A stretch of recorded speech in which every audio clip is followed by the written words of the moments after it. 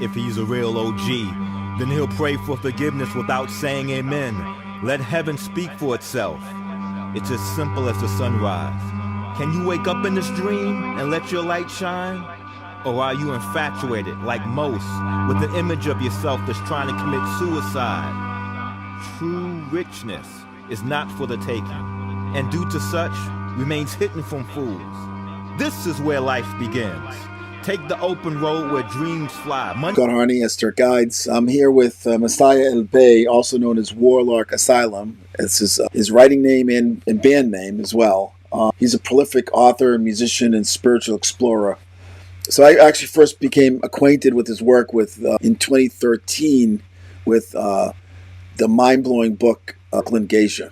And I love that book. Yeah. It really was. Yeah. I think that's your first book, correct? Yes. Well, it was actually, I think the first one was the Atlantean Necromonicon. Right. Okay. It might have been it's one of those two, but it was shortly after that. That book is kind of interesting because it is based on some real stuff, right? Of course, some of the stuff evidently is blown fictional, but it's based on some real stuff. And, I used to sit with these old women. They were like 70, 75 or whatever. Yeah. And they were gatewalkers. There was a little community of gatewalkers in New York. And there's something. What do you mean gatewalkers? They work with the Simon Necronomicon initiatory system. Yeah. Really? Okay.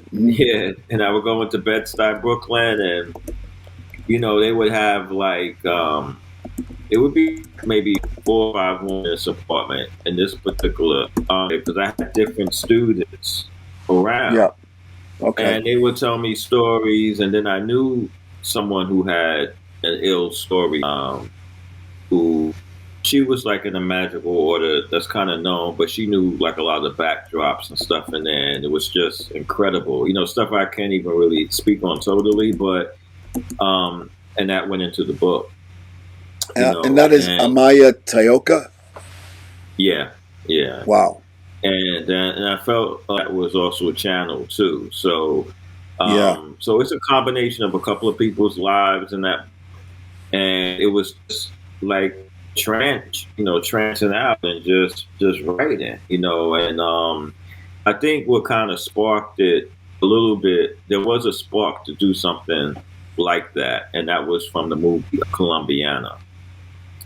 Interesting. Okay. And to be honest with you, I was just a little bit. I respected the movie. I definitely was entertained by it, but I was just annoyed about the typecasting with both female, forward figures who may have a little bit of street life and who have a lot of intellectual wit. So I said, we would never see like an Asian woman in that position. Let's try that out. You know what I'm saying? Right. And that's how and it just went on from there. There are a lot of like real locations in that book. Like the hotel, the diner. Those are like real locations. Sure. And it was like, wow, it was like I really got in tune with that persona. It even has like a little bit of a spiritualist hint to it, because I remember at the time, in working with spiritual things, you come to know certain entities. You know what I'm saying? Right. And some of them live lives recently, some may have lived long ago. So, in this case, I kind of felt that also. You know what I'm saying? It was there. Yeah. So she, there's one point where actually she goes to Haiti and meets Kenneth Grant. Mm-hmm. So I assume that was, but that was wild. And then she saves a bunch of kids as part of, there being, that was very interesting. But she was really she had magical powers. And also she used her sexuality also as almost a type of weapon in a way, correct? Yeah. Yeah. Very flowing. Yeah. At the time, I knew people like that. I knew. I mean, not to that extent, but I knew. I knew a couple of people who had some serious life stories. Some people who like even in witness protection programs, things of that nature. So Sure. it was, but that was definitely taking it to another level. Like Grant, I always look to as a sort of like mentor and read. There's some people that you never meet, and they become mentors. Like Gurdjieff may be a mentor to many people. Things like that. So he was like that, and I had a lot of insights from a lot of his material, and it gave birth to a lot of things that I've written, actually. Yeah. He, it's very interesting. I recently did a short on the Amalantra working, which was done in Greenwich Village, where one university place where Aleister Crowley and his Scarlet Woman, Roddy Minor, they allegedly opened up a portal, and then this is where Lamb came through, and then of course Kenneth Grant claims that the portal remained open, right? Which is pretty interesting. But so the fascinating thing is you started out with the Necromonicon. Well, actually, you started out with Moorish science, correct? So are you still involved with the Moorish science movement? Yeah, absolutely. Drew Ali, he was a remarkable person. I like the Moorish science message from jump. I kind of got that in search of my mother's great grandfather, because he was from New Spain, actually. But at the time, from where? My mother would say, New Spain. Oh, really? And that's a whole other migration. Yeah, I just wrote an article about a lot of people from Latin America, Central America came to Carolinas for the North Carolina gold rush. That is not really known, but it's we know North Carolina is the golden state also.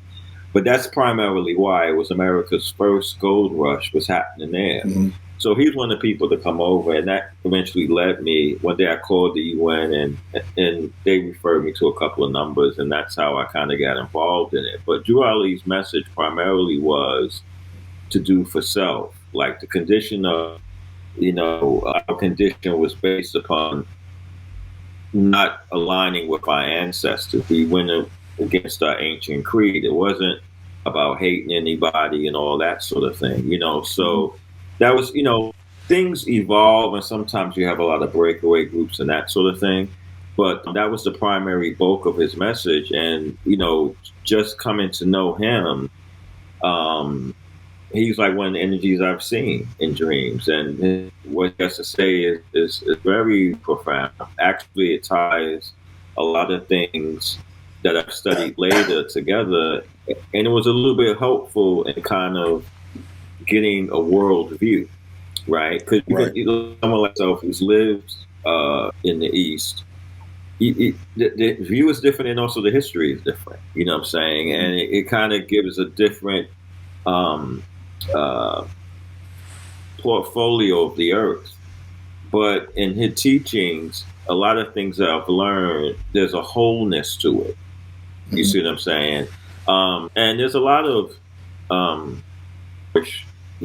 spiritualists and magicians. More science in his teachings, they also realized that within the Arab world, there was a lot of reinventions, too. At the time where a lot of those things were prolific. I don't think Western magical tradition would be what it is today if it wasn't for scholars from that hemisphere copying things down and preserving certain sciences. But at a certain point in the 1700s, certain mandates were given out, and those sciences became forbidden in the religions of the East. But if you, really go beyond that time period, you find stuff that's extremely fascinating, in that area of the world. So I've always given credence to that. I've always, at times, I see like a lot of the breakout groups today, and it's like, what's that about? Some of my friends have written to me, like Bill Weinberg, me and him are good friends, and sometimes he talk to me like, what's that about? I'm like, well, I don't know, So it's like a level of infiltration, and that's like a whole other story. But that was the initial start, and then I began to investigate everything. Background. My parents were like Jehovah's Witnesses and that sort of thing. So I had to study a lot. I had a lot of familiarity with the text, but when leaving that, it left a big void because that's a very, like, people see it as a cult. However, it's still like you're around these people all the time, and you're studying a lot of scripture all the time, and just literature. So it kind of gave me certain skills right away, quickly. But even that, and I was like probably like 20, 21, 22 at the time. It left a big void because my life had been centered on all of that at one time. So now the friends you have, they're not there, things of that nature. So I began to look under every rock and stove, and something just drew me to Summa, and I began reading that from like a like the basic literature that you see out there, Sijin, which I don't get on with now, but at the time, that's how I was exposed to a lot of ideas. And then I had an actual mentor, the old school way. Who is it? And it was a guy by the name of Eddie. Eddie. Yeah, he lived in the East Village. His tap dance shoes was in the Smithsonian. He choreographed the scene in Malcolm X, and he received the coin from Haile Selassie. He was like one of those, like in the old village, you have all these personalities, you know what I'm saying? Right. And he was trained by a djinn himself, like literally, you know what I'm saying? So in the beginning, he would tell me a lot of ideas centered around, they were very profound. And I didn't know where this was coming from. And what happened was he gave me, I used to see him in a poetry reading, and it was a nice place, and it was a rough time in my life because I had just left Long Island. I had like a real cushion job, and I just was in a bad relationship, and you just going through those hard times. So at the poetry place, they have food, so I was like, oh man, let me go there, you know what I'm saying, get something to eat because I was looking for work at the time. And I met this guy. He had a whole like Sgt. Pepper's album cover all over the thing, and that's like one of my. That's like I like the way that album was constructed. So his image, his vibe seemed very familiar. So we spoke, and then one day I came through with the DJ, and he said, "Why don't you come by the house? I'll tell you some things." And he, started teaching me about things from like what I know now was semi-fourth way-ish, semi like fourth way Gurdjieff-ish. And at the same time that was going on, I knew a Baba from Nigeria. He was directly from Nigeria. And he would give me insights on restaurants that would pay him to keep their business going. He knew the people that put stuff on Giuliani behind the Lima situation. You go to his place, he lived in the Bronx. He had 9 children. I'll never forget. You go to his house, and he had, like, you get there at 9, he wasn't leaving till 9 p.m. because of all the people, the cops, the business owners, all these people that was lined up to see this person. So he was teaching me another side of the coin. You see what I'm saying? And it was just, a lot of just other stuff in the melee. And what was his path? What was his spiritual path? He was Ifa. He was definitely Ifa. Ifa priest. Oh, interesting. Yeah. Okay. Yeah. And, he told me that wasn't my path. But from the stories he told me, I mean, wow, it was like serious because he was seriously into the work, and he would just tell me certain things, and it was like, man, I might need some protection, like sort of. But I remember, and I never forgot, I didn't really think about this until later, but at the time I remember that you go to these guys, and how much is for initiation? It's like $10,000, $15,000 for this. It's like, man, I want to learn something to just teach your people because they may not be able to, provide that. And then there was other things that at the time I wasn't aware of that I'm fully aware of today. Like this is like part of the growing process. And so another long-standing organization that I was involved in, because at a certain point in time, Eddie left. You know, I didn't see him, you know, and it was an amazing story, but he knew that he was going to leave. And it was just very, it's probably one of the most supernatural experiences I've ever had, you know, because my mother passed a week after that. You know, like literally a week after that. I was actually at Eddie's funeral when I got the news of my mother's passing. So it was like a time where I really knew I was on my own at that point. You know what I'm saying? I really knew I was and you know, I don't know how much time we have, but the story behind that whole thing was just so transformational.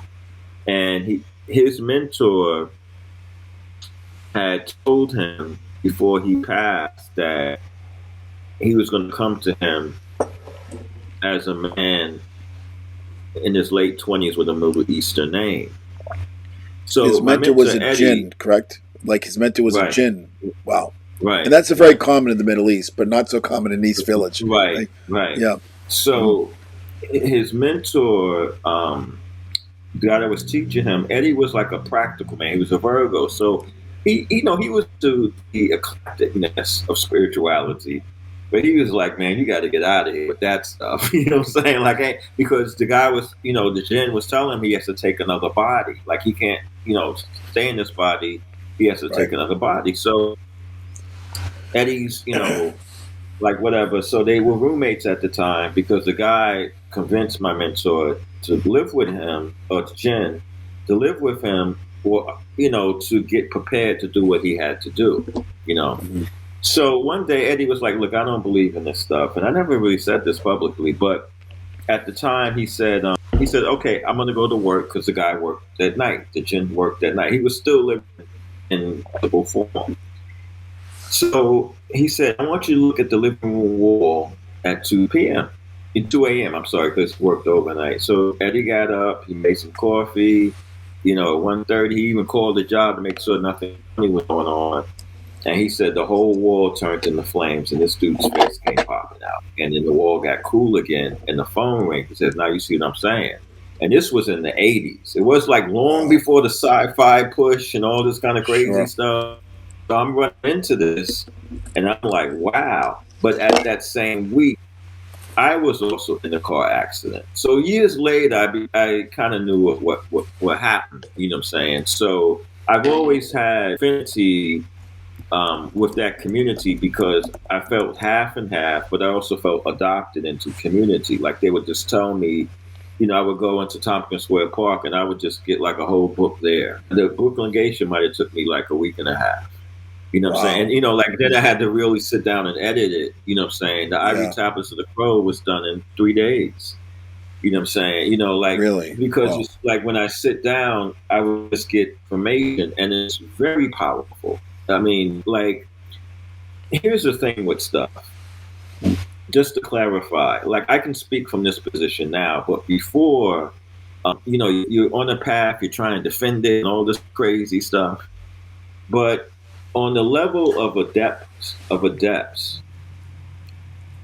the footprints that's needed for other spiritualists to follow could be seen in mythology, because mythology tells you how energy runs, the current runs. So let's say if someone says they saw Ishtar and they're telling me some crazy story, I'm like, that's probably a deceptive, because the myths give you the signature of the energy current. But there's also instructions for how adepts move in literature that could be that's primarily fictional, actually. And so spiritual systems that don't, you know, certain material doesn't mean that it's a hoax and all this sort of thing. It just means that it's like an underground railroad of speaking to few people that need to hear at the time so they can do what they need to do. You see what I'm saying? The masses, it may be beneficial, it may be good. It's the same thing with like inspired scripture. There's so many stories in there of two cults in the Bible. It is ridiculous. You know what I'm saying? There was a guy, because I allow people to deal with their deal. You know what I'm saying? Because that's their path. They're here. All of us are here to learn lessons, right? So the path is I'm not here to convert. That's like a marriage, someone's dedication to their God. But sometimes I run into people who could be a little bit enthusiastic, and you just give them something for them to think. And it's very simple. You look in the book of Genesis, you have Cain and Abel. Now, someone looking at the story, this is one of the goodies I said I'll give. I'm going to give you this goodie, like information that's not known in the occult or not written in history, but it's written in plain view. People will look at the Cain and Abel story and say, man, Cain, he was an evil person. But who did God protect? The guy kills us. If you look in earlier parts of Genesis, and anyone watching this could look at this, it says the Garden of Eden was in the east of Eden. Okay, Cain kills his brother. God approaches him during whatever part of the day. Now he fears his own death, and he says, hey, I need protection. So no one can mess with Cain. Cain then goes to the east of Eden, right, where the Garden of Eden was said to be, and creates a city called Enoch. Right. So he becomes the first ruler, and his city must have been so famed that another famous prophet is named after it. You see what I'm saying? Now, when you start going into Genesis and you look at the descendants of Cain, in the end of the descendants of Cain, they tell you that they were killing people too, because they felt the same protection that was placed upon them was placed upon their father. Now, because those two cults were warring, one gave blood and the other gave grain and fruits from the field, the unification of those two became a rite, and it's called the blood and the wine. It's the wine and the refer. But they're in plain view. Both sides are at agreement in this world. You know what I'm saying? So, to talk about stuff is crazy. One side deals with the flow, the current. Like you're in the backdrop of the old television. You're in the world of the resistor, the capacitor, the little solder that's on the board. And then those who are outside of it are there to fix it. You see what I'm saying? And those are the two real primal shadow and primal light cults there are. The other stuff is just BS. It's just pop fiction stuff. And that's where the real is by it's working on yourself. You see what I'm saying? Like working on yourself to get to your full development. But that's just one thing that when it's properly understood, there's a context. I'll give you another one. I'll give you a couple of them. But another one, if you go further into Genesis, back into Genesis, you look at Genesis chapter 1, and you look at Genesis chapter 2. So in Genesis chapter 1, all this stuff is created, right? And then at the end of it, there's male and female, and they were to replenish the earth. It was like a multiple of that. And then there's someone created from the ground. Now, in the previous, at the end of each creative day, there's an evening and a morning. Wow! That's like Ishtar. There's an evening and morning, right, even before the lumens were created. So you have this class that was coming down. And then you have a man made from the ground. And one of the ancestors, which is the pantheons, are ancestors. You know what I'm saying? And another one is, and it's very clear. But these are how instructions are placed and seated in material. You see what I'm saying? And that's something that Juali actually taught, but a lot of people in the Moorish community don't even see it. You see what I'm saying? Because he was still owed to leave the footprints necessary for other workers to come through and do what they have to do. You see? That's interesting. So you started out too with the esoteric studies with the Necromonicon. So yes. right now, who would you? So you're very. I love the fact that you've taken so many different traditions. You work with them. It's very syncretic. So at this point, because you've worked with Sumerian deities, you worked with Japanese system, Santa Muerte. Islam. You even have the Islamic Quran that you've written as well. What is your main system you work with now? I always was a net person. Okay. But let me explain it from this perspective. So this is a perspective that the editors of the net had, and ultimately Grant, because I know Grant was behind the engineering of the work. Like if you read his other works and his philosophy, even about AWAS, it's obvious that they were onto something. And that's a whole other story, because some of that was based on something that happened. But exposed is not the food, is not really just the story, but they put it out there to get it out there. You understand what I'm saying? So, and I'll get to that back in a second. But that, what I mean is synonymous with the primordial current, the primordial tradition, which you could look up in Wikipedia. It's called the primordial tradition. So in other words, from the next perspective, or the perspective of shamanism at that time, it's very simple to explain. If you see a crucifix in Greenland and you see a crucifix in South Africa, regardless of the denomination, you must say, hey, there's Christians here. Right. But if you see pyramids over here, 7 up and 9 down, like 7 in the heavenly realm of deities and 9 in the underworld, and all these traditions around the world probably is the same faith. It's probably the same faith. And so that's how that's constructed. So in the neck, here's another gem, but it's actually in one of the books, the Necromonicon. You see these words that, what does this mean? Like, where does this come from? Like these words, sort of thing. And those words are actually deities' names put together. For example, Gibble, I think, is Bel Agni or Agni Tara. But in any case, Agni Tara does appear as one of the words of power. Agni is the Hindu god of fire, and Tara is known is a Buddhistic deity. But there is an Agni Tara, and it's only one level of information in print from somewhere back in the 60s. Wow. So it's very much about the world shamanic view. So how it worked was that the light from the 7 stars of the Big Dipper, if you go to a different longitude and latitude, the vibration of the light is different. So the name is different. The foods associated are different, but similar. Sweet potatoes, yams. It's just slightly different because the light is different, but it's still the same faith. You see?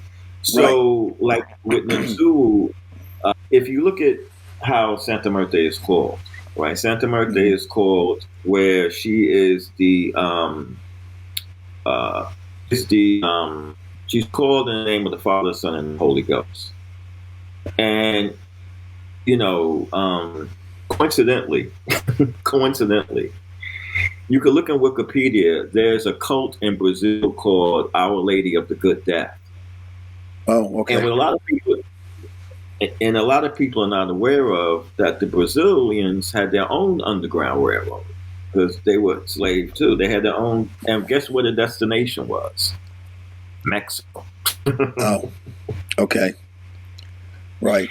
So that's another side of the story that may come out a little bit later, maybe not. There is, of course, the influence of Total, but there's a possibility because they work for Black Madonna, and Black Madonnas were mostly seen in cemeteries, right? So you're calling it in the name of the Father, the Son, and the Holy Ghost, and that's like calling the watch in the name of Inky and Little Nanu.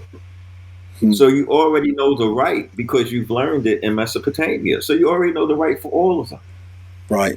It's just transcribing the formula. So do you think that the Sumerians were the primordial sort of deities?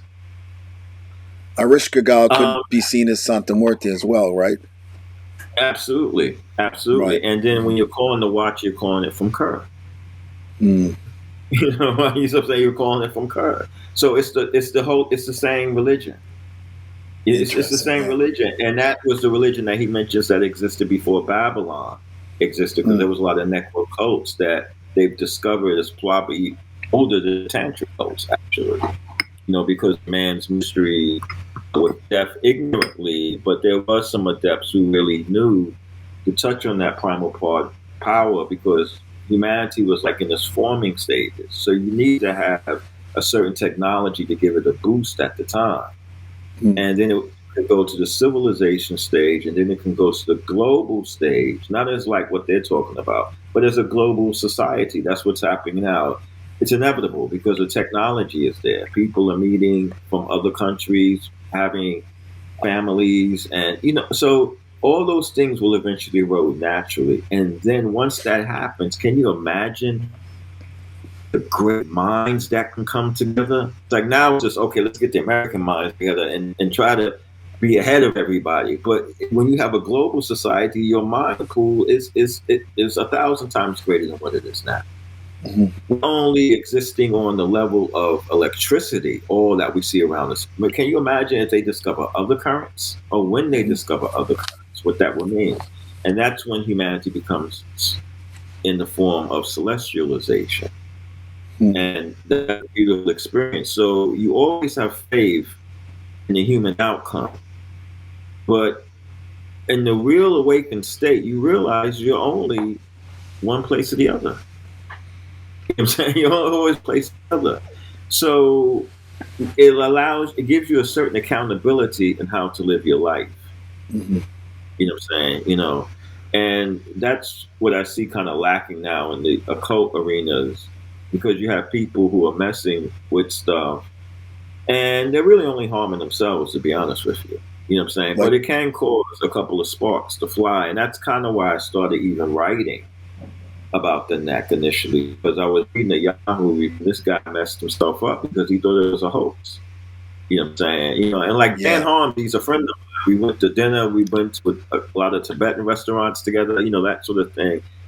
And, he was young at the time, when he was writing all this stuff about it's a hoax and all this sort of crazy stuff.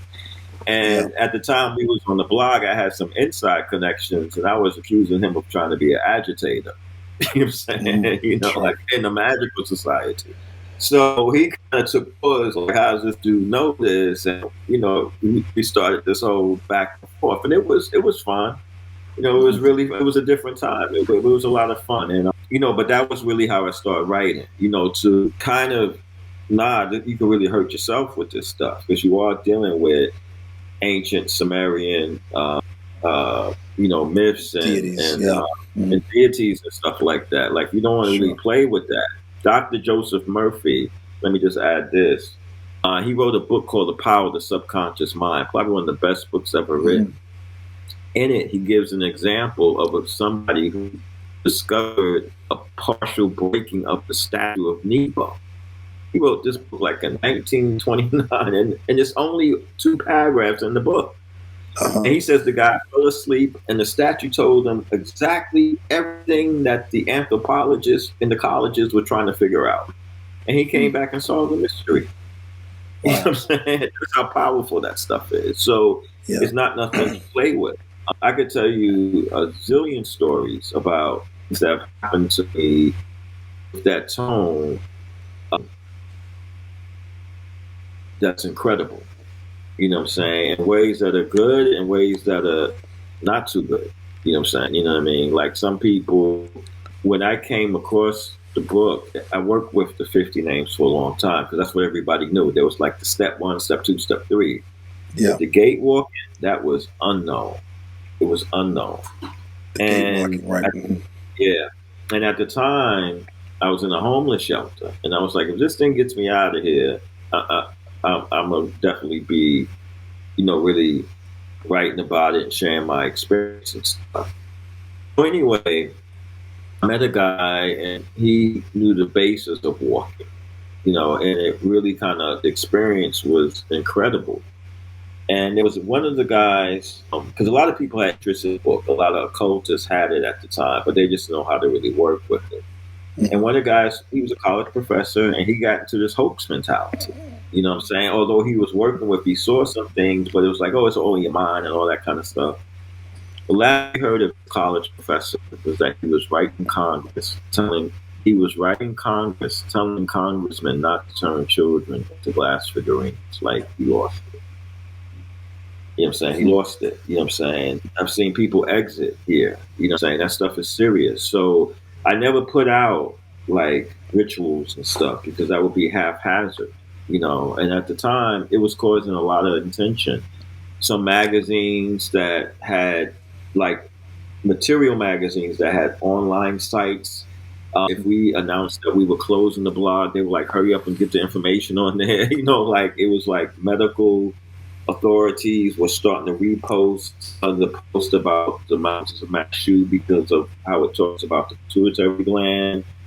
And, you know, you start seeing people, hey, how you doing? You know, I used to be a former CIA agent, you know, now I just do security. Like, and like, okay, you know, you see those things in your presence. So I never really took the stuff lightly, you know what I'm saying, in a sense. I like to have a lot of fun and stuff, but I just never really took it lightly. I knew that there's a certain potency that's there that is unique. And when we really started, and when it started escalating with the blog and everything, we started seeing less and less Barnes and Nobles carrying the book. It was just things that we would notice. You know what I mean? So it was really an intense time. You know, it was intense time. And, you know, when I reflect on things now, it's very clear, you know, because you have different stages. And so as you go into your maturity, a person should be growing in their wisdom. They should be learning their life lessons, things of that nature. And so there's a certain perspective I could speak from. But I do, to answer the question, I don't want to be so long-winded, but I did want to give that out because sometimes people will be like, man, that person working with this, working with that. And you do have scatterbrains. You do have people just dive into stuff to get a high. But even in Japan, because at one time I was involved in an actual Shinto lineage, it really had nothing to do with the Ninzubu. Okay. Yes. Oh, really? Yeah. Okay. But I was involved in the same lineage that the founder of Aikido was involved in. See, my teacher came from that same school, Amoto, and then he formed World. And Mate. So how this? I'm sorry. World Mate? Is he from? World Mate. It was a World Mate. I'm sorry, World Mate. Yeah. They have an office in New York. Yeah. Yeah, they have offices, and I was a student there, and it got pretty deep because it was pretty deep. But anyway, that happened. How I got into Shinto was because Kenneth Grant said that Tiamat was the kami and out gateways. So I went online. So Tiamat was a kami. Okay. Huh. Yeah, and I'll explain that in a second. But I go online and you know. I'm looking up Shinto, and I can't learn that. You got to be Japanese. Like, no one, you know, so I'm like, wow. I said, okay, let me call my watcher. And 2 weeks later, I was at a Shinto place. You know what I'm saying? Wow. And 2 weeks later, I was in a Shinto place. And it always happens with the neck. You ask for it, you're going to get it. But because it's ruled by Nagao, because he's the man of the underworld, of course, then it's always going to come through war. You know, one of my students, because what started happening, it was like a clear place of the 5 venoms. Before I started writing the blog, it was a very close-knit circuit. You know what I'm saying? Okay. It was very low-key, like the people that knew. And actually, the organization I was in at the time, they got kind of tight when they saw the blog. You know what I'm saying? Because they were like, what's this dude doing? Like, you know, this is a secret.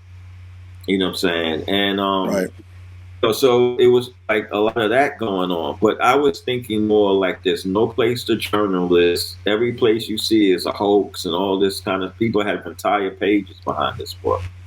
And, you know, it was a little crazy. So what happens with the neck, because you have a war god, a lot of my students, when I was getting into, some of them were getting cocky. You know what I'm saying? Like some of them were getting cocky and it was like, you know, brawling on people. So it was entirely not what I wanted. You know, like I was looking at it from my situation because my life was somewhat picture perfect. And then it literally went into an underworld state. So just living and then coming back out of it. You see what I'm saying? But I wanted to share with people because I figured, hey, you know, people they can learn some things, and they may be able to change their condition. I was looking at it from a spiritual level, but some of these people are just looking at it on the basis of power. And fortunately, with the neck, it like Ninzuru, which is connected to it, you can't really access certain information unless your heart is in a certain condition. You know what I'm saying? That's what they don't get behind it. Like, so a lot of things that was told to me, they would just come as paragraphs, boom, boom, boom, boom, boom, and then I would look for the references. You know what I'm saying? But it wasn't like I would see the references and let me put this idea together. It's just told to me, and then I find the references. You see? So with Shinto, because I'm initiated with this set, and this is something like how spiritual world works, then you can go to another house. It's like if you're a Mason, you could visit other lodges. You see what I'm saying? And you could study, because you're like one of us, like you're initiated. You know what I'm saying? And, that gives me a bridge, to work. I'll give you an example. If someone was to follow the instructions in which is the only book that I think I really put instructions in, Santa Muerte Gnostic Bible, right? You would have confirmable results. So I'll tell you a story. Most of the stuff I never mentioned anywhere. So when I began it, I had worked for a bit of time because, of course, the Rishka got a connection. But when I started really formalizing it, like really working with it, what I liked initially is that there's a lot of information to show you kind of how things work. With Suma, it's like you really got to be told. You know what I'm saying? Because it's just incantations. You really don't know how they will work. You could go through prayer recitals. There's information on that based on the stanzas and stuff. But as far as like really seeing it in the world of Orthodox Christianity, that's very clear. And I remember after I got to a certain point, with the white, who is the authoritarian of the system, the white system. It is true what the gentleman in New Orleans, his chapel, is real about that. It's a three-rope system. The white is the mother of the system, the oldest, one of the oldest forms, but it's sort of like the mother, the real mother. The red is the mistress. It's the Mary Magdalene who walked with the initiate. So a lot of people who work with red, they say, I'm married to her. I'm like that. It's like that sort of thing. And the black is the widow. And so there's a complete astral lodge of that. So one day I'm in a dream and this guy comes to me. I'm in the library, in the bookstore. This guy gives me a book and he gives me the godparents, and the god saints, the saints that preside over you. So he gives me that. Then in working with the red, she's the one that puts the fire. So they give away fire, you have the fire, you have communion after the baptism. So she does that. All of it happens astrally. But if people are looking for power, they're not going to see all of that. So I have a student who works with Nzuru, and he came to me, and he works with the book, and he said, I was given the name of my guardians. I said, okay, good. And I told him my experience. But to have the shared experience, that gives you the confirmation, hey, this is a real rite happening in this location. You see what I'm saying? So, yeah, it's and so, but those things, what I would say is that with Santa Muerte, it's a lot of legitimacy there. It puts you in a structure of a lot of things in a legitimate manner. You know what I'm saying? But I want to also give that current its credence of not being a narco current. That like most of the people are working people. You have cops who are doing it, authority officials who are doing it, and they're just like, man, you have that thing in the bedroom and you get a parking ticket, you on the front page of the news. You know what I'm saying? Yeah, well, it's a system that a lot of people work, so it's got a lot of power in it. Yeah, right. Yeah. So. I was traveling for work, and I had a team I had to visit in North Carolina. So I had the token on my neck, of hers. I would just bring it with me, and travel. So I'm on my way back, and I'm at the airport, and I'm leaving out the smaller airport. There's only one person on the line that you go through where you take off your shoes and socks. there's only one woman who has a baby and is pregnant. Like, there's no through the line. So I just walk through, take off my stuff, and then I go through the thing where you put your arms up, and the guard said, "Do you have something around your neck?" And I says, "Oh yeah." And then I pulled it out, and I was like, "Oh no," because you get tagged. So I get to the plane. I'm the first one there. I get to my seat, whatever. And next thing you know, I get off the plane. I'm back in New York. And I go to get my luggage, and it's taking a long time. And then I go to the clerk. I'm like, "Look, I'm the first one here. Where's my luggage?" This sort of thing.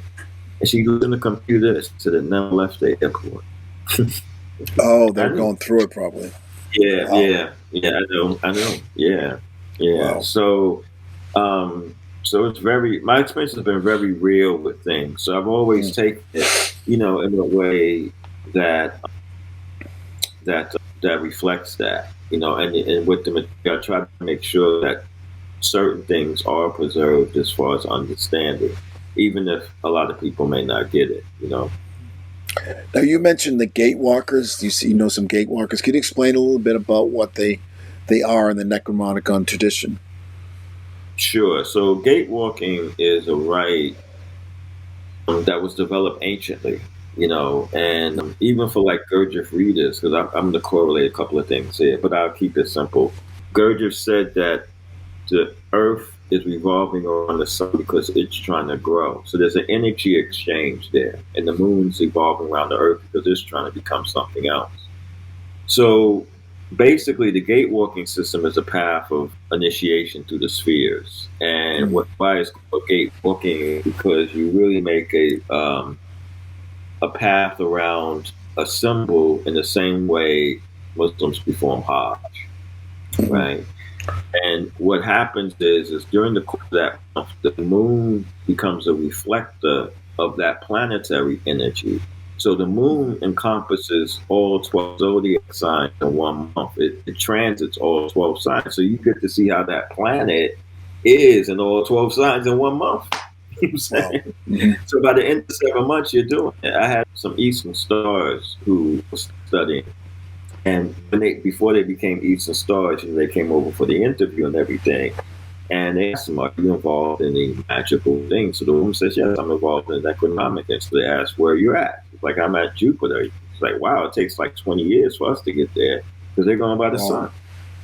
You see what I'm saying? So it's, high speed path in a way. And it's definitely very real. But that's the tradition. So once you get to that, there are other initiations after that. But what happens is a lot of people, they work themselves by attuning to the gates, either through walking or calling it in a ceremony.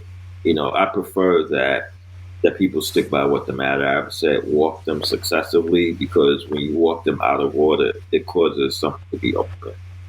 We used to do that back in the day, but now being more mature, it's like you want to do it the way it is, and you don't have to do it like that. You could just call. You know what I'm saying? And you could tune into for insight, so, yeah.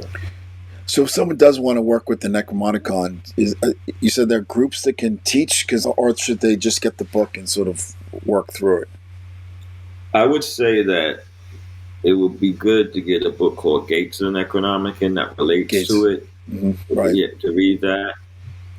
And to kind of work with reading the book over. And then, maybe seeking someone to teach them, you know what I mean? Because it could cause a couple of problems if you're not prepared, you know what I'm saying? Right. It can cause, but the thing about it is those forces are still, they understand, you know what I mean? They're not dubious to prey on the ignorant, but, it is energy. So if you mess with energy, you may see some things happen, you know what I'm saying? Sure. And you just want to be cognizant of that. So it is pretty good to seek someone out. There's some things I know deeper, but there are some people who know the basis of the initiation, which I think is important. And then, you could take it from there. Once you learn, you could do like you make contact and you learn from those energies themselves. But I I one time did mentor in quite some time because of just some of the things I was seeing in those worlds. You know what I mean? But there was a lot of insight I've had over the past decade that silently, and I'm up to mentoring people again. You know what I'm saying, in that field. Sure. You know what I'm saying. So it's like that sort of thing. But yeah, there's definitely, you want to seek someone out for your assistance. Because it can cause a lot of problems. For people, especially if they're playing around. It's not something that you can form. It's its own way. It's its own thing. You know what I mean? Yeah. Usually what happens, I'll say this, usually what happens, a person can get into it. They can find someone and they just won't make it to the third gate if they're not accepted. Right. it has a double latch to it. They just won't make it to the third gate, but it's not a system to play with. You know what I'm saying? Yeah, it's not a system to play with. Have you met Simon, the author? I mean, No, I haven't. I have had correspondence with him. He's on my Facebook connection, right? Some people believe it's Peter Lavenda, but well, I would say this, right? I think I've written this publicly that the gearhead behind that was Grant. Oh, you think so? Okay, maybe. Okay. Oh yeah. Absolutely, because the Necronomicon tradition is real. It's not about like Lovecraft. In some levels, that's also perceived as an influence because anything in reality reflects an intelligence someplace else, right? So. That's the premise that they were going into. But here's one thing to look at. Right. Before these things became internet heavy, I went to inquire of initiation into the Typhonian, OTO. Oh, you did? The time that it was.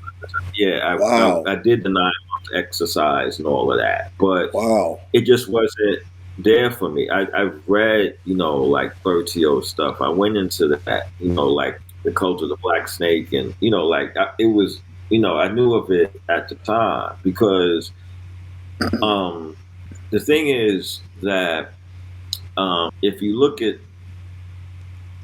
the three heavy writers in the edition, Bertio, Kenneth Grant, and myself, right? Yeah. I was, Joshua Free has a different take, so because he actually created a Sumerian grimoire distinct from the Simon book.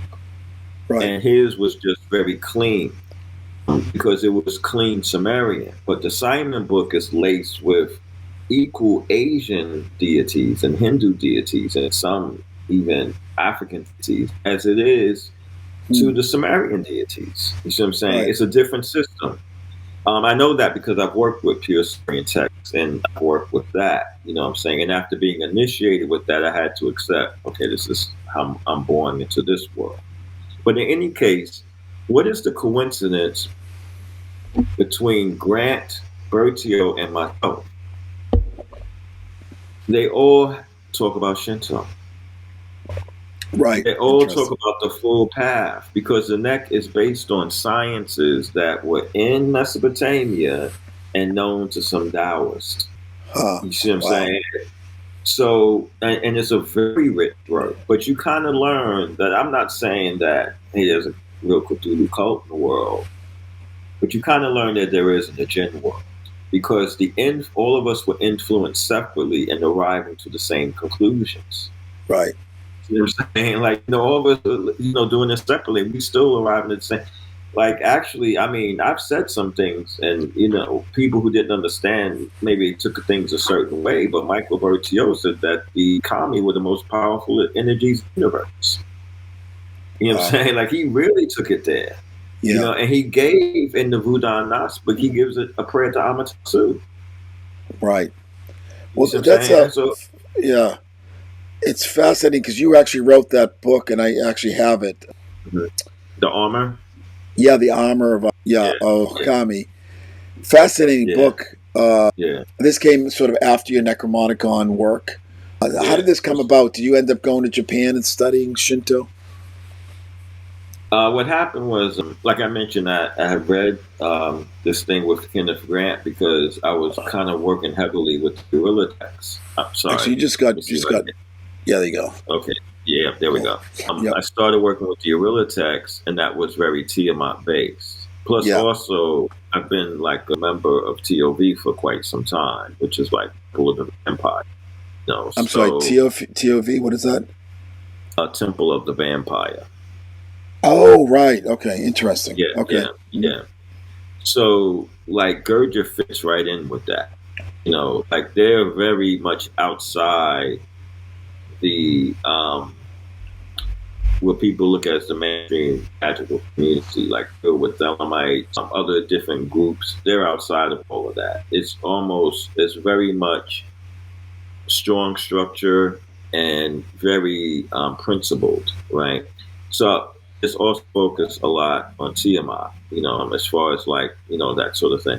And I'll just leave that there. But, so I've always knew that there was something within that rite that was essential separately. And I was able to discover it, and it was just the experiences I was having was insane. But I knew also that there's a certain war that constantly goes on a little bit because you're dealing with seeing people coming literally. You know what I'm saying? And you know why? You see, I've seen people unalived through magical wars and stuff like that. I wasn't involved in it, but you see it. Sure. And it, you search for still a certain type of brightness, and it's actually it talks about this in the text actually. But the thing with the Necronomicon, and it's a way to keep it secure, is that you won't see anything unless you're accepted to that level. You know what I'm saying? You won't see anything unless you're like, there's certain things that I could see in there that's like, wow, but other people won't see that. You see what I'm saying? And so I can give you one example. He says, hey, I wrote this on the plains of the Agigi. So you wonder, how could this dude be on the plains of the Agigi? If he didn't know the knowledge, if he got the knowledge on Earth, how could he have wrote it on the plains of Agigi? And then you look at the book, it's 12 sections. Outside of the introduction, the book itself is made in 12 sections. And when you find the sections to where they need to be at, you get a whole different view of how to unlock it. And those things, and other things as well, because you get insights into Sumer that anthropologists not getting. Were many people who were in PhD level that I've interviewed who work as professors and stuff in universities, and they couldn't commit to the interview, although we had dialogue, because they agreed with what I was saying, but they would get their, credentials removed if they were to come out and publicly talk about stuff like that. You know what I'm saying? So I don't always throw a ton of stuff out there, but there's a ton of stuff that is in that book that is just layers. And so Shinto does have a connection, because Shinto deals primarily with the kami and nature energies, but it's a very old teaching. It's so old that the sun is revered as a goddess. That's how old it is. You know what I'm saying? And then when you start reading about Sumerians, they said they came from the land of rising sun, which they came from the eastern direction. Right. So it was a couple of things that drew me there, and I came there with their permission, because Evelyn went to the Watcher. I was there in the Shinto space in less than a month. You say the Watchers, that's part of the Necromonicon system, correct? Yes, yeah. It's like the Guardian. Sort of like in Japanese magic, there's a creature called, oh my God, I can't remember this off the top, and I studied this too also. There's a creature called, it'll come to me, they're like guardians, of certain things, and they're working to get into a higher space in the spiritual world. So how they deal with you also gives them merit. Right. You see what I'm saying? You know what I mean? So So that's how I kind of got into that. I was at this place, and it came from a student threatening someone, and the person threatened came to me. It was like, look, I don't want no problems, this sort of thing. And I could take you to the space. And that's how I kind of got to that. And when I got to that, there was a lot of things I noticed. Like in the Necro, and it mentions this in Simon's book, the rituals to the North Star. You have pine and cedar. They put pine on their altars, and they're to the north. You know, there was a lot of things that I began to notice, and it gave me a lot of principle. But none of the information that I learned, and I mean, I had a lot of information, like I had to transcribe books from Japanese to English because they would never publish those books in English. Yeah, wow. But none of that information I took with me. The only thing I took with me was learning the Amatsu no Rito. Learning what? So what happened? The Amatsu no Rito. Oh, right. Yeah. So that's how that started. And then when I left, which is a whole other story, but what happened was I was in a winter storm. I was told to go to this bookstore on St. Mark's. That's on the east side of St. Mark's. Yep. And I'm like, man, why do I got to go to this bookstore? I have to walk from 18th Street, because I didn't like taking the trains across town for some reason. I have to walk from 14th and 8th all the way to this bookstore in the snowstorm. Mm-hmm. So what's for me there? And when I get there, it was a copy of the Nihongi. And they were selling it for $5. And it was the full Nihongi. Once I opened it and read it, I knew exactly what was there. So I had a friend of mine, he's passed now, but he was going through some things, and he was in the hospital, and they had gave him about 10 days to live. And he was like, yo, is there anything that you could do to help me? You know what I'm saying? And I said, give me like 3 days. And I finished the garment in 3 days, and I started doing it. And I started sending him prayers and working through healing. About a month later, he was back to work. Oh. And what was that book that you purchased again? It was the Nihongi, which are the Chronicles of Japan. So it's their history. Okay. And that's usually the version I have is usually a couple of hundred, but they were selling it for $5. A very thick book, you know. And one thing, because I did study at the Shinto place, I knew some of the myths in the Nihongi, but I just never got it. So after that, when I read it, I could see everything that was there. The armor is something that's uniquely created and is structured based on the first emperor lineage. Because remember, the emperor, the first emperor, was like a grandson of Amaterasu. So, you know, there's a lot of cross correlations with Suma. They have a lake master. You know what I'm saying? There's a lot of words that, like, they have Mount Sumer. They have Mount Sumer in their mythology. It's also Buddhist mythology as well. So there's a lot of things there that are like very much, you see some of the same names. The Anu people. You're saying, like, you just see some of the same names. And so there is something there. And one good thing that came out of that too was people forget that, like, that's a recently open civilization. That civilization wasn't open to the outside world. It ended after the samurai era. But so there's a lot of enclosed things that were there at the time, you know. So when they bombed Japan and MacArthur came over, they outlawed Shinto. We've been fighting in the Middle East, and they never outlawed Islam, but they outlawed Shinto. I was like, wow, I got to learn that, because those people came back as an economic rival 4 decades later. But as you know, you've traveled there. I mean, Shinto really is the underlying. It's everywhere, right? Yeah, shrines everywhere, and it's really a lot of the Japanese. They'll say, "Oh, we don't practice Shinto anymore," but actually they do. Right. I mean, it's the underlying their underlying sort of worldview is the Shinto worldview, which is very powerful and positive. You know, they should hold on to it because it's their culture. So tell me a little bit about your travels in Japan and where you studied there. Japan, I've traveled there visiting wise, but most of my studies were in New York. Okay. But I have traveled there to kind of really take in the culture and do some of the meditations out there. You know what I'm saying? So of course, Okinawa is one spot, obviously. You know what I'm saying? Another spot is Kyoto. Yep. And it was just very, very, very unique. And the confirmation on certain things was just very extraordinary. Yeah. Yeah, those things are also, the thing with the Japanese energy is that it's very soft. Yeah. You know, it's very soft. So the effects you will see in life in a way that is very smooth and operational. During the time that the Ivory Tablets of the Code was written, I had dialogue with a lot of Japanese and who were Shintoists. Right. You have the state Shinto, which was something that America contrived. So most of the groups were underground, you know, and developed esoteric Shinto organizations to preserve some of the teachings. Right.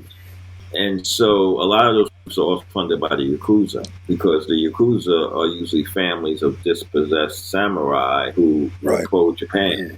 So they see it all one at one. You know what I'm saying? Yep. So, you know, I could tell you some interesting stories about that. But during that time, when the Ivory Tablets of the Crow, I didn't mention anything about the Nenzuru current, because, you know, in Japan, there's like different houses, and different kami may open up their own house, and it becomes about that kami, that sort of thing. So the method of how Nenzuru began was respected. But I just get into it. But I'll tell you a couple of examples. So one of the women, her page is followed by like 3 million people, you know, in Japan. And she's a Shinto. Her information is very highly accurate. Once the Ivory Tablets of the Crow was penned, that year 2013, she told me that the priests in Japan are expecting for the Yatagarasu to speak and tell us something. And the Yatagarasu is a 3-legged crow. So I was like, wow. You know, so it was a lot of very interesting things. I had worked with a hypnotherapist from Japan. Not for my own sake, but he just wanted to try methods as he was starting to go open up his own business. And you know, he said, will you do a session on me? You know, that sort of thing. And at the session, I said, did you see anything? He said, yeah, I saw these copper beings with white long wings, and that's the description in the zoo. So it was a lot of things that around me that was confirming that. But it's funny that we're having this discussion, because recently this week I really got to understand the connection. So there'll probably be another writing coming out. You know, like when I say connection, I mean between how it interlaps with the neck. You know, the Necromonicon, in a way that's very beautiful. So. So it's interesting. Yeah, so it's interesting. But that's mostly how I got into Shinto. And then I forgot really a lot of that stuff because there were some things going on with that organization I was studying with. And what was World Mate, or was that? World Mate. Yeah.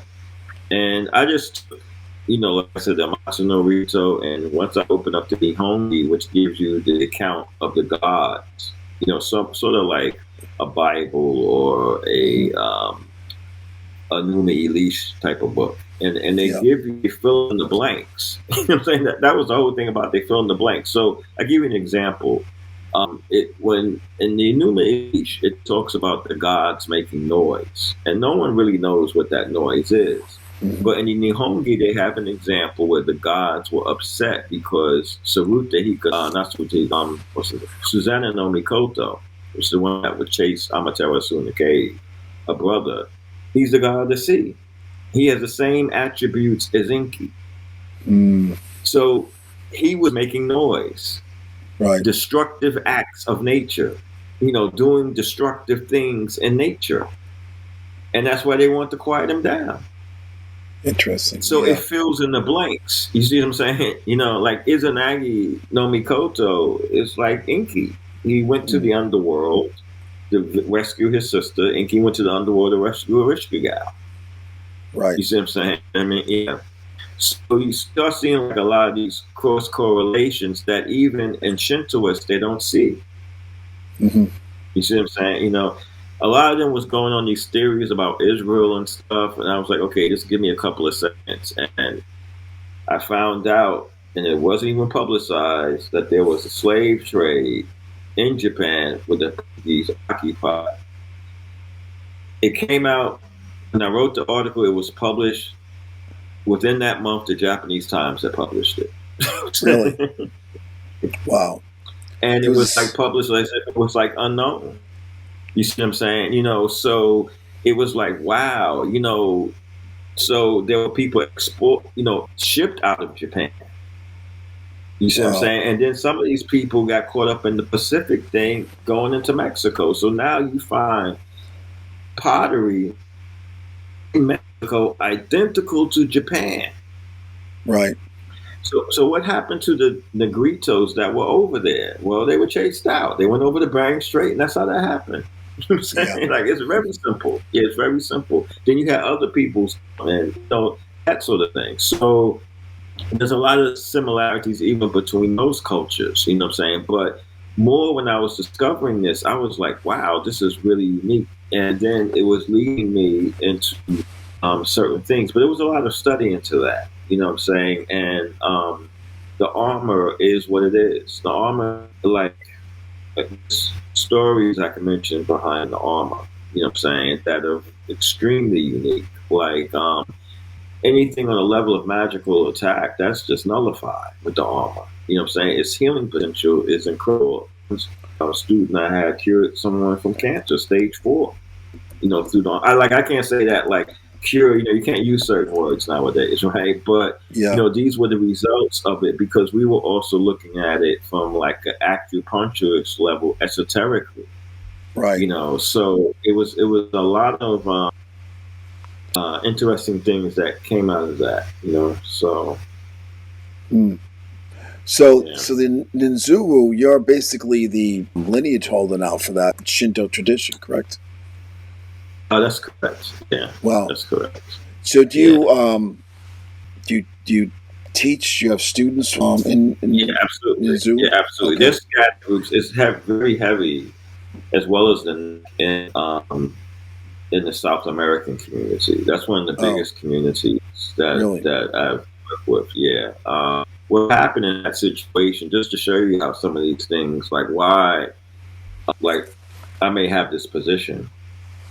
There was a guy who was he was an astrologist and he taught Enochian magic, but he was also into a vampire community that would never come online. Like they were deep esotericists. They wasn't doing any foolish stuff. Yeah. But his mentor came to him in a dream, like his vampiric mentor, and told him that he should look into the book called Necromonicon. And he went online and he looked the book up, and that's how he found it. And he learned, he studied with me, and the teaching, this community is like hundreds of people, you know, in that area. And so they also stand to, they have a little bit of a different taste because their calendar is on a different, you know, cycle, because it's a new calendar. But they're very much together, very like, and it's kind of cool because I'll be visiting them shortly, but it's very worldwide. I remember someone came from Mexico, and you know I meet her and her husband in the park. They're initiates already, like they had the teaching. They reach out to me, hey, we just want to meet you, you know, that sort of thing, whatever. Wow. And I'm in Tompkins Square Park, and you know they want me to show them around and all this. And the first thing this woman says to me is like, the Necromonicon really changed my life. And that's when everything hit me. Like I never really thought about, because you know it was just constantly moving, and it was just like, wow, you know what I'm saying? You know, and there's still more work to do, but that was like one of the few reflections I had, you know, about how just seeing the system transform from something that was a hoax to something that has a legitimacy. I mean, Harvard wrote papers about it, you know, they're online. You know, it's amazing to see And a lot of that came from the efforts of the blog page and the small community that was around at the time. Right. There were inquiries from very known stars and like soul music stars, neo soul, and some very unique names inquiring about this. Right. Someone from a platinum band, I think it's in Norway, interviewed me. I didn't even know who he was. And he was like, I want to come interview you. Can you meet me at Enchantments? So I was like, okay, let's meet at Enchantments. And he had a little pocket recorder of this. And the next thing I know, I'm online one day and he sends me the interview. And then, I see some other stuff and I'm like, wow, this is like one of Sony Music's top platinum selling artists in Norway. Okay. Just some of the people you come across and things, but I just never really took it in a sense of being big head. I'm saying I just thought about just maintain the purity of the tradition if it needs to go on. Right. What I'm saying? Like who knows? It could be just for some people to gain where they need to go, and maybe something picks up after that. You know what I'm saying? But I appreciate because it was able to align me with where I need to be. Do you also do public rituals or public sort of?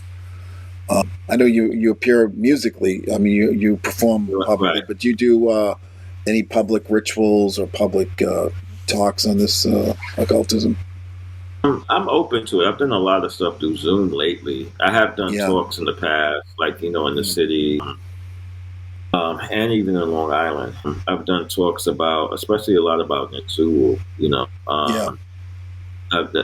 Which is really sort of like an advanced mysticism stemming out the neck, but it sort of definitely continues that philosophy of primordial shamanism, or everything being connected. But just realizing who you are and where you come from. You know what I'm saying? Like a lot of people don't say like a real initiation, like a primal initiation. That's how you come into the world. Like you can't change who your parents are, who you're born to. That's how you came in. So in those terms, that's just how you come in. And so you have to kind of just ride with it, if the case be, so. So regarding Nitsuo, is there a particular Japanese deity that you work with most? Do you have like a, I don't know what they call it, Ishitavata in that tradition? Like. The primordial deity in Nitsuo is probably the Ayaquax, who's representative of Yuki Onna. Okay. Right? Okay, so in the teaching, in some teaching in Japan, it's not even really known. But the Yuki Onna was a snow goddess, not like a yokai thing. Now, given the background of the Necronomicon, right? Necronomicon burning cedar and pine, right? And we know that Mwawa was protecting the cedar forest for Enlil. So what is Yuki Onna doing? She's protecting the cedar forest because the Tengu is sleeping in the trees. That's the other side that people don't know. So that's why she would be getting after these hunters, because like, look, don't disturb these trees because there's people here. Right. You see what I'm saying? So I've worked with her a lot, and as a kami revealed. So I also align her with the Ayaquax, which is sort of similar to a Lilith Ishtarian figure, and but that's a strict Nitsuo name, Ayaquax. And I also align her with who is it? It's the one that's married to Rika no Okami. Azumi no Mikoto, the one who was dancing sexually for Amaterasu to come out the cave when she saw the kami laughing because the way she was dancing. Okay, and the reason being is because the winter is like giving birth to the sun to come out the cave. So that's how I'm aware of that. And in description of the Ayaquax, you see them a certain way. They have no legs, like Yuki Onna has no legs. She's wearing white and all this. People looking at, man, why are they working with this? And I get contacted by a Japanese shaman who tells me about an identical entity that they work with in 3 colors, white, red, and black. Right. And then you start seeing more and more, like all one faith, but respectively, you do the rites as you're instructed for that space, because in different, like just like in different cultures, certain things could be offensive from one to the other. So you do that, but you still recognize that it's all one. Now there are other things, parasites and things of that nature, and so I sometimes, I heavily differ with people who find some type of primordial energy, quote unquote, a demon that has a lot of ferociousness. Because that's a very vague term. You have, because how it's used today. So Zeus could be a demon, or we know, depending on who you talk to, right? But in the sense of a figure that is really ferocious, you could be calling AIDS. You could be calling a disease. You know what I'm saying? Like, why would someone want to do that? You know what I'm saying? So think about what it is that you're doing. That's why it's like, in some ways, it's good to speak with some elders in the community about certain things, because a lot of that stuff is not cool. Not in this, even, and it's just much more harmful to the individual themselves. Right. So, yeah. Yeah, that's fascinating. Yeah, you have to be careful. I know it's very trendy now to the dark goddesses and the dark gods. And you're right. Some of these dark goddesses, I mean, they're goddesses of death and plagues. So, you have to really be careful. Yeah. Yeah. So, well, this is fascinating. Also, you're a musician. And as we began the talk, I mean, brand new album is Karma of Trust with Rocio Del Pazzo. Really great stuff. And I know you usually work with Steven Burson as well. Are you still collaborating with him? Yeah, we have plans to collaborate in the future. Yeah. It's just like we were all centered, in the tri-state area, and things change, and he settled in a different locale, more in the West. So it's like it's been a little bit tedious about getting together. You know what I'm saying? Sure. And then he was also busy with a lot of other different things, because he does engineering as his deal. That's his workflow. And he's doing great. He's worked on some albums that have won Grammys. He's won Grammys engineering and stuff like that. So it's really been a great trip. In the meantime, I started just doing jazz. I just got kind of tired of hearing the same voice on an album. And, I was like, am I guilty of doing that? Let me let the instrument speak. You know what I'm saying? Right. Jazz was something I found that could best suit that. I was a big fan in the day of Sun Ra. I used to really study his material and a lot of his work. Theolonus Monk and, a couple of people like that. So I started putting together a couple of things. And then I did this one song on the last album, not the one that's presently just came out, but the one that was released in March of 2024, called The Jazz Kill America Soul.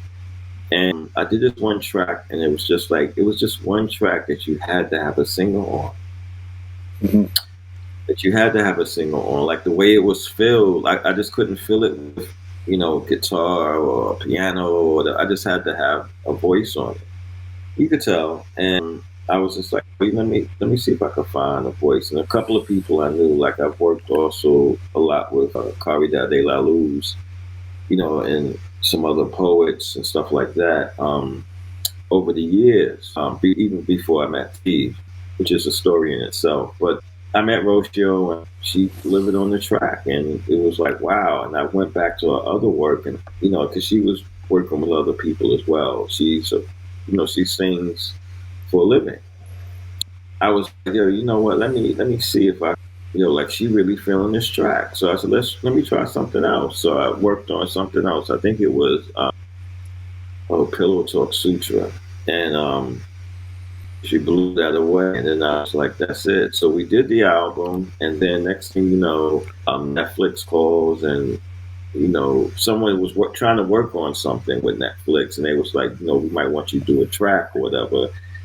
I was like, okay, so we put it together, and the track was just totally different than anything we did. It's called Don't Be Scared, the first track on the album. After that, it came came other ideas, and we just kept doing it. So it was like a heavy year because I was doing that, and just still growing in regular day-to-day work or whatever, and just pausing a lot. Spent a lot of time on Mesoamerican tradition, like because that's like homeland, and more see their lineage. Like you talk about more science here and there, but more here. Like this. I'll say something. It just needs to be clarified because sometimes Moors are on the brink. A lot of those wild Indians were reclassified as Negroes. That's like in documentation. So that's like where a lot of Moorish heritage comes from. So even took an ancestry test. Like the ancestry test is going to only tell you how you connect with modern day populations through the blood testing of how those people are identified. You see what I'm saying? So that's why, like, I look at this stuff that Gates is doing, and it's like, yo, B, that's not the way, bro. Because you're embarrassing people, having people look at these people as if they're stupid, and not really telling this other story of how a lot of these nations were reclassified, or they just at the time, anybody that wasn't Anglo-Saxon in some cases was classified as black. About the Irish slave trade that happened. Some of these people came as indentured servants. Some were slaves. I've seen the records. They were classified as black coming into the country. I'm saying they're from Ireland. You know what I'm saying? So,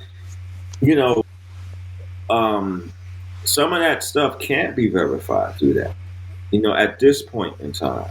You know what I'm saying? You know what I mean? So, more is like, so the Mesoamerican experience, we also see that as a reflection of us. Like, you had thousands of people from Latin America going into South, North Carolina, and Louisiana, thousands, and intermixing with, African American families and, other nationalities mixing in. You had the whole thing with the Italians coming up into New Orleans because they did lemons produced for the antiseptic industry of making antiseptics. Lemons was these, so they would give Sicilians like free land and everything, and that was a big problem. And in the late 1800s, they did the most massive lynching in American history, but it was of 9 Italians on the same day.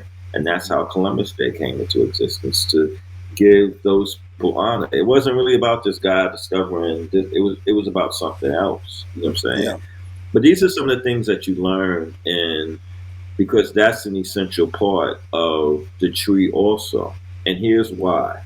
Because when I did speak to Baba, God bless his soul, because he's no longer with us, the Nigerian priest, he knew his lineage all the way back to the first man because he was told it.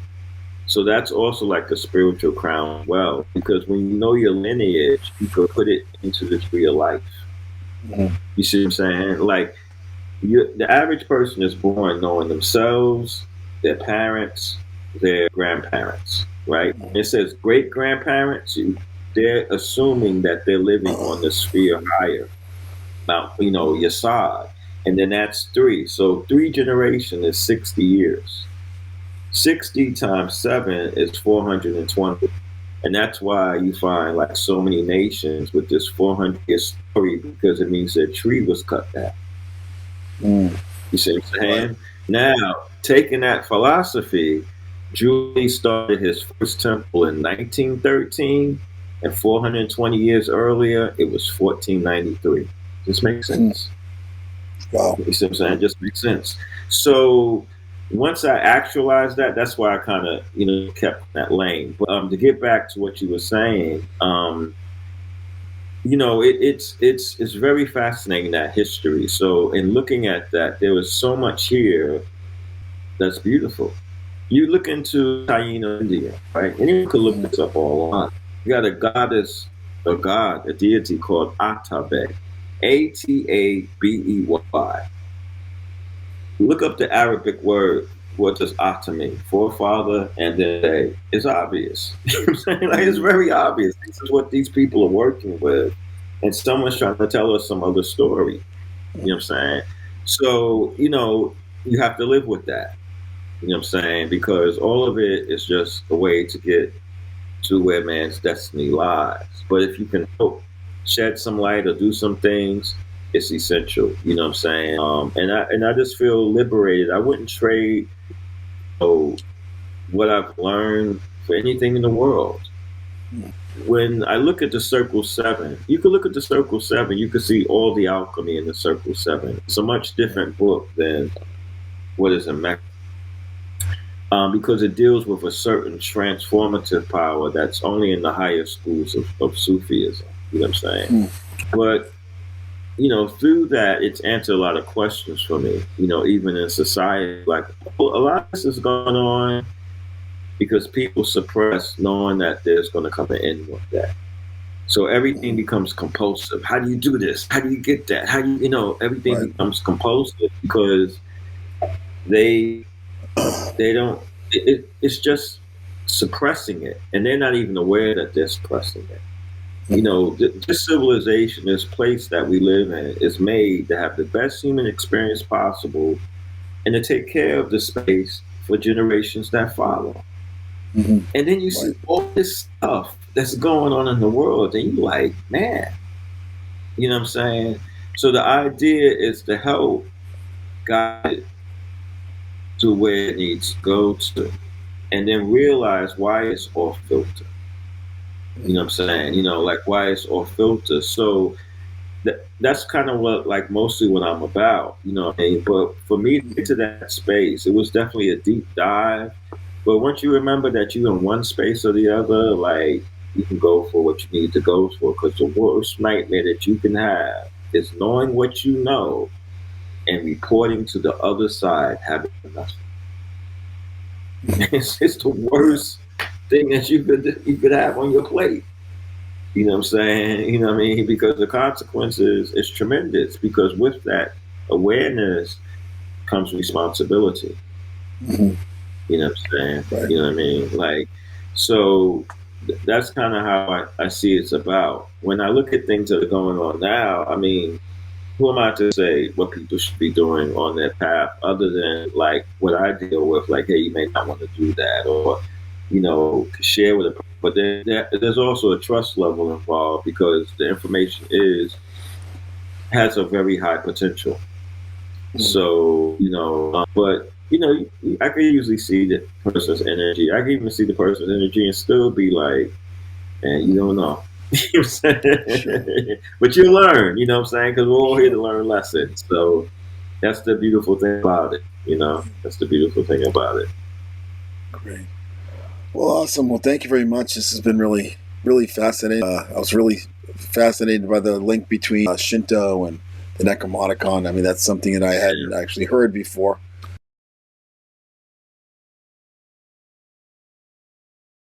Netflix was recording about some music. So we went to the studio and I was like, wow, this is totally different. Let's see if we can, put some other things together. And, it was just incredible. And I had reach from a production company in the UK and they was able to get me some verses from Wu-Tang members, and some other, I saw that. Rappers. Yeah. So cool. It worked out really good. And, it's one of the few projects, like when you do something musically, you're always kind of like, man, I should have changed this. It could have made the snare a little bit more heavier, But with this, I just maybe like one or two minor things, but I'm pretty satisfied with the whole deal, So, yeah, really great work. Thanks. In this faithless world where shadows seem to